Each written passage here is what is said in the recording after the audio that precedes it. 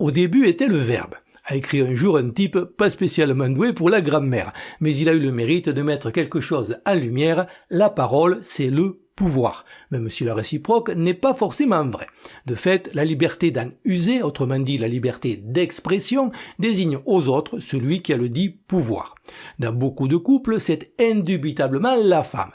Logiquement, on peut imaginer que la liberté d'expression de Louis XIV était assez étendue et dans une république dont le principe est supposé être le gouvernement du peuple, par le peuple et pour le peuple, la nôtre devrait au moins être équivalente.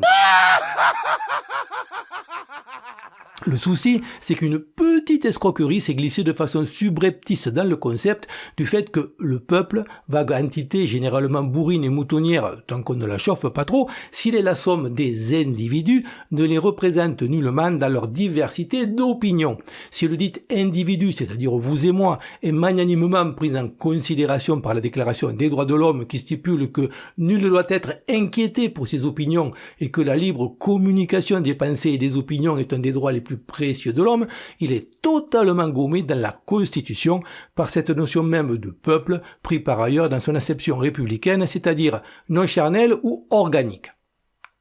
Ce serait une erreur que de confondre la France et la République, et ce n'est pas pour rien que Macron les cite dans l'ordre d'importance à la fin de ses discours. Il s'agit de deux entités distinctes aux intérêts qui ne coïncident pas toujours. La République, sorte de ténia contractée il y a 2 siècles, restant par essence, sous un vernis démocratique qui se craquelle de plus en plus, un régime collectiviste et oligarchique, comme sa version moins soft, expérimentée par l'ex-URSS, elle aussi nommée République, à l'instar de la Chine ou de la Corée du Nord.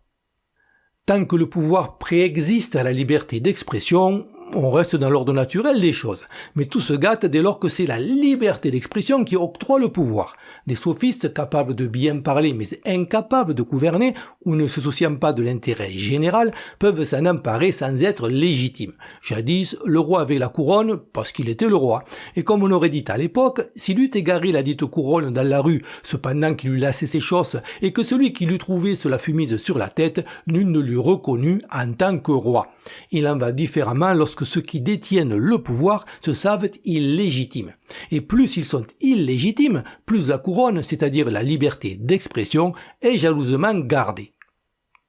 Si, pour sauver les apparences, on peut laisser jouer avec des gens encore au moins légitimes au point qu'ils ne représentent pas une menace, il est hors de question de l'accorder à ceux auxquels elles reviennent de droit, c'est-à-dire les Français. Par ce terme, je n'entends pas forcément français de souche, expression qui a un double inconvénient. Le premier est d'exclure des bonnes volontés, capables de comprendre que si elles ne veulent pas que soient importés en France les problèmes qui ont rendu tellement merdique leur pays d'origine qu'elles ou leurs parents ont dû le quitter, elles ont tout intérêt à ce que la dite France reste la France, c'est-à-dire le plus cohérente possible, culturellement et ethniquement. Le second inconvénient est, à l'inverse, d'inclure moult personnes pourtant supposément de la bonne origine, mais qui brandissent leurs pancartes migrants welcome ou gueulent des slogans antifa, incapables de concevoir que la seule façon d'avoir de la diversité, c'est que chaque pays conserve ses spécificités ethniques et culturelles, faute de quoi on sera monochrome, on pensera avec les quelques mots que nous laissera une langue universelle appauvrie, on s'habillera de la même façon et on mangera tous dans le même McDo s'il reste quelque chose à manger. Pour moi, un Français, c'est donc celui qui lutte pour la vraie diversité en faisant passer l'intérêt de la France, des Français, ainsi que la préservation de sa culture et de son essence avant ceux de n'importe quel autre pays dans le monde. Ce Français-là, qui sur le papier est le seul légitime à avoir le pouvoir, est justement celui qui se trouve privé de liberté d'expression sur les sujets qui comptent. En temps normal, ce n'est pas un problème. En effet, par nature, les gens ne veulent pas le vrai pouvoir qui vient avec d'écrasantes responsabilités, et tant que le pays est bien géré dans l'intérêt collectif et l'anticipation du futur, ce qu'a bien compris un Poutine, ils échangent volontiers leur liberté d'expression contre un kilo de patates, lequel, lui, est indispensable à leur survie. En revanche, quand les patates viennent à manquer et on s'en approche, le peuple éprouve un violent besoin de s'exprimer, et même un roi, s'il n'a pas fait le job, peut devenir illégitime. Par ailleurs, aussi paradoxal que cela puisse paraître, s'il y a abondance de patates, mais qu'aucun destin collectif et aucun grand œuvre n'a été tracé pour donner un sens à sa vie, faute de nourriture spirituelle, cette fois-ci, le peuple aura également envie de s'exprimer avec, hélas, une forte tendance à oublier pourquoi il ne manque pas de patates et à scier la branche sur laquelle il est assis. Dans les deux cas, c'est là que tout se gâte et que la République montre son vrai visage, empilant les lois et les mesures répressives.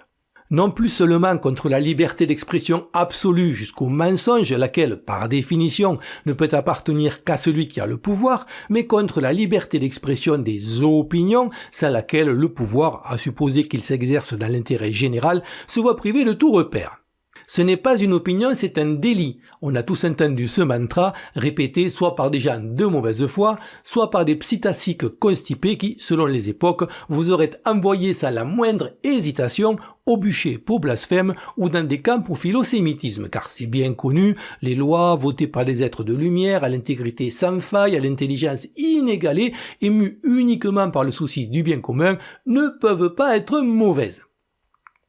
Or, c'est justement la liberté d'expression des opinions qui permet de critiquer les lois, chose qui n'a jamais plu à ceux qui en profitent et qui se sont donné tellement de mal à acheter des politiciens pour garantir que les virgules soient placées au bon endroit afin de créer les failles qui leur permettront de s'en mettre plein les fouilles, tout en donnant l'impression à ceux qui ne sont pas versés dans les finesses juridiques que ces textes abscons, parfois empreints de poésie involontaire, ont été votés dans l'intérêt général.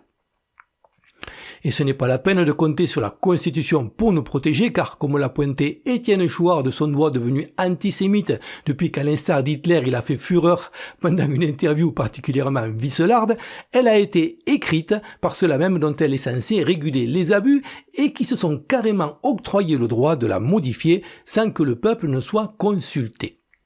Les États-Unis sont aussi une république, mais avec une différence de taille. Cette république est fondée sur une constitution, alors que chez nous c'est l'inverse. La constitution, ou plutôt les constitutions, ont été bidouillées pour justifier la république. Dès lors, aux USA, toucher à cette dernière est un peu l'équivalent de démolir les fondations après avoir bâti la maison. La dite constitution est donc à peu près aussi sacrée que le Coran pour les musulmans. Et les conditions de modification sont tellement draconiennes qu'en dehors du droit de vote des femmes et de la funeste instauration de l'impôt sur le revenu en 1913, les quelques amendements effectués ne l'ont été que sur des aspects mineurs et purement techniques, faisant que les articles 1 à 10, dont le premier qui garantit la liberté d'expression et le second qui garantit le port d'armes, n'ont pas été touchés depuis 1791. Et c'est très bien, car l'existence d'un pays qui ne restreint pas la liberté d'expression d'opinion permet de mettre en évidence l'escroquerie de formules telles que les mots tuent ou l'idée absurde que les mots peuvent inciter à la violence s'il n'y a pas déjà un problème sous-jacent non traité qui en est la véritable cause. La véritable malhonnêteté étant de mettre sur le même plan la parole individuelle et la propagande médiatique, laquelle peut effectivement influencer les foules, mais n'a plus rien à voir avec la liberté d'expression. Aux États-Unis, on peut trouver par exemple des sites ouvertement antisémites et ouvertement révisionnistes. À ce jour, aucune chambre à gaz, ou pire, à CO2, n'a été construite. Au contraire, ces sites y restent relativement confidentiels. C'est le pays après Israël et avant la France où il y a le plus de juifs, là où ils sont le plus peinards, et il n'est qu'à voir les Zuckerberg et autres Soros pour comprendre à quel point leur réussite sociale n'est aucunement entravée. Il n'y a donc aucune corrélation entre la parole antisémite et les actes antisémites. Par ailleurs, répertoriés chez nous, sans aucun contrôle public, par les associations même qui les dénoncent et qui en vivent. Limiter la liberté d'expression et s'acharner juridiquement sur certains jusqu'à leur donner le statut de martyrs, tout en laissant penser à d'autres qui voient pendant ce temps leurs divers problèmes royalement ignorés que la soi-disant lutte contre l'antisémitisme a la priorité, ne peut avoir que des conséquences opposées à l'effet recherché. Sauf, mais je n'ose imaginer tant de machiavélisme, si l'effet en question était de nourrir la bête au bénéfice des innombrables associations qui ne représentent qu'elles-mêmes et n'existent que pour se porter partie civile à des procès et toucher sans rien faire des dommages et intérêts qui, rappelons-le, sont nets d'impôts. On m'opposera l'argument d'Hitler. Lisez Mein Kampf et vous vous rendrez compte que si, quand il parle des juifs, ce n'est certes pas à piquer des hannetons, Au final, il en parle relativement peu et que ce n'est pas sur ça qu'il s'est fait élire. Ensuite, une fois qu'il a eu le pouvoir, on n'est plus dans la parole libre, mais dans la propagande d'État, comme actuellement avec la pandémie médiatique, et, comme je l'ai dit précédemment, mettre sur le même plan sous le vocable parole l'expression individuelle et la propagande organisée est particulièrement malhonnête. Dans le contexte d'inversion totale des valeurs dont souffre notre société, alors que de nombreuses choses comme le racisme, qui comporte de nombreux aspects subtils et compliqués, nous sont présentés en mode binaire avec les gentils d'un côté et les méchants de l'autre, la liberté d'expression d'opinion nous est, elle, présentée comme quelque chose à géométrie variable, alors qu'elle est, pour le coup, un absolu. On est totalement libre ou on ne l'est pas, de même qu'une femme n'est pas un peu enceinte. Il ne saurait donc y avoir de limite à la liberté d'expression d'opinion, sachant qu'une opinion est ce que l'on pense ou ce à quoi l'on croit de bonne foi. Chose qui n'a rien à voir par exemple avec la diffamation, de laquelle je donnerai la définition restrictive suivante. Une affirmation de mauvaise foi, sans preuve, manifestement non ironique, relative à des actions concrètes perçues comme négatives, attribuées à un ou des individus précisément identifiés par une personne crédible, c'est-à-dire qui connaît l'intéressé, prétend le connaître ou bénéficie d'une position, par exemple journaliste, qui lui confère la dite crédibilité.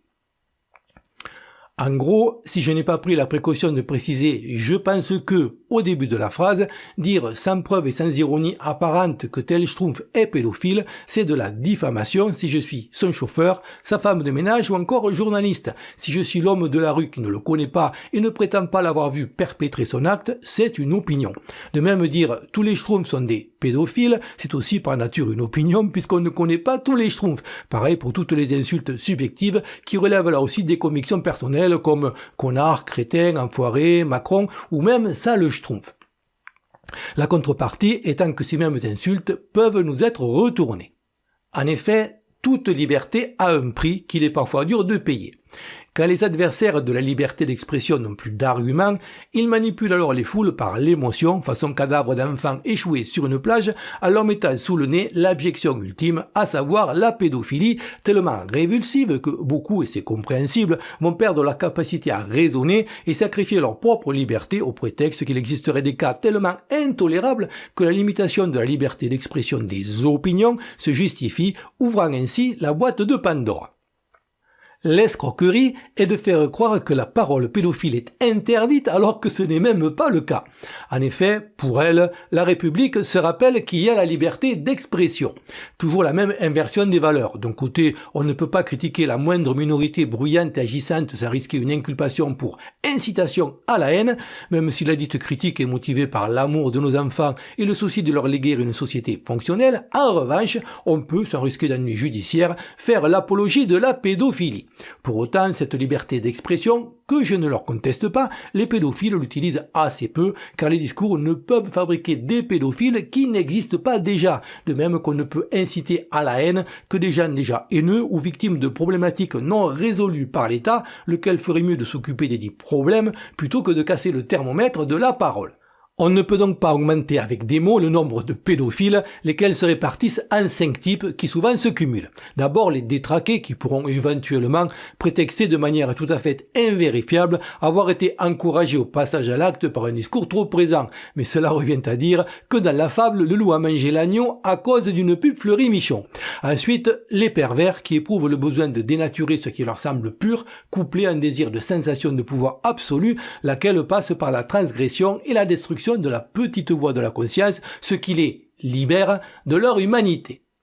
Après, on trouve certains cercles de pouvoir et de spoliation des richesses collectives dont la survie dépend du secret absolu, et quelle meilleure garantie de silence qu'un truc du genre « Tu veux du pognon et du pouvoir ? Tiens, voilà un gosse, fais-lui les trucs les plus atroces, on te filme, et si tu l'ouvres, tu ne peux espérer aucune espèce d'absolution du public qui te lynchera si on ne t'a pas suicidé avant. »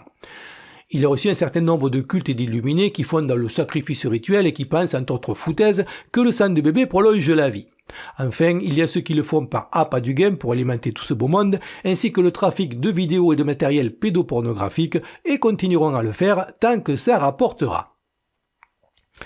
S'ils ne prennent pas la parole en pleine lumière pour exposer leur thèse, et c'est dommage car il vaut mieux savoir qui ils sont afin de ne pas leur laisser nos gosses en babysitting par inadvertance, les pédophiles, lesquels cherchent au moins à accroître leur nombre qu'à augmenter leur offre de proie, font avancer leur agenda en douce en phagocytant sournoisement le mouvement LGBT dont ils copient les méthodes avec, hélas, un certain succès dans la sexualisation des enfants dès le plus jeune âge, y compris à l'école. Si l'on considère qu'il y a plus de 50 000 enfants qui disparaissent en France chaque année, sans compter l'open bar des enfants migrants, soit beaucoup plus que les 30 000 décès imputés au Covid sans qu'on nous fasse le décompte tous les soirs à la télé, et que tous ne font pas une fugue ou ne finissent pas dans le trafic d'organes, on peut imaginer que le phénomène est loin d'être marginal, Epstein qui, en façade au moins, faisait dans le post-pubère, n'étant que le sommet de l'iceberg. C'est là qu'on voit qu'en plus des lois liberticides officielles, il y a les lois non dites, les tabous sociétaux, inducteurs d'autocensure selon ce que la presse met en lumière ou nappe d'un voile pudique, de sorte qu'en dehors d'affaires trop grosses pour être totalement étouffées, et pour lesquelles la dite presse, qui se dépêche de passer à autre chose, fait le minimum syndical et ne pose pas les bonnes questions, parler de la pédophilie, notamment de la pédophilie de réseau, ça sent le soufre et c'est complotiste. Dans ce domaine, comme ailleurs, partant du principe dédaigneux de nos élites que le peuple, pourtant supposément souverain, est trop con et influençable pour le laisser juge de quoi que ce soit, on lutte contre les mots en brandissant très haut l'étendard de la morale, mais rien n'est fait pour régler les problèmes. Si même pour la pédophilie, la liberté d'expression n'est pas un facteur aggravant et pourrait, à contrario, contribuer à améliorer la situation, il n'y a donc aucune raison valable de limiter, c'est-à-dire de tuer la liberté d'expression des opinions, ce qui ne peut que baisser le niveau général. Des raseurs de poils sur les œufs m'objecteront en dernier recours que si c'était aussi simple, les États-Unis seraient un paradis et pas un endroit au bord de la guerre civile. Je n'ai jamais dit que la liberté d'expression des opinions suffisait à elle seule pour résoudre les problèmes. Même si, lorsque la société a acquis le réflexe du débat d'idées, elle diminue la tentation du recours à la violence physique et peut même concilier de petites brèches sociétales, elle est impuissante à agréger durablement des pièces qui ne proviennent pas du même puzzle. Les USA se sont construits sur la bombe retardement du multiculturalisme, ça ne peut pas bien se terminer. En outre, les principaux vecteurs de la parole, que ce soit les journaux, les médias ou les GAFAM, y sont passés sous la coupe de sociétés privées qui ont certes le droit constitutionnel de limiter la dite liberté sur leur plateforme, mais qui, par l'argent et le lobbying politique, se sont retrouvés en situation de monopole, ceci expliquant aussi cela. La liberté d'expression ne sert à rien si personne ne nous entend et qu'Internet, jouet qui a un temps échappé à ses créateurs, privé de toute voix dissidente autre que superficielle, devient juste une lessiveuse à cerveau de plus pour occuper notre temps de cerveau disponible.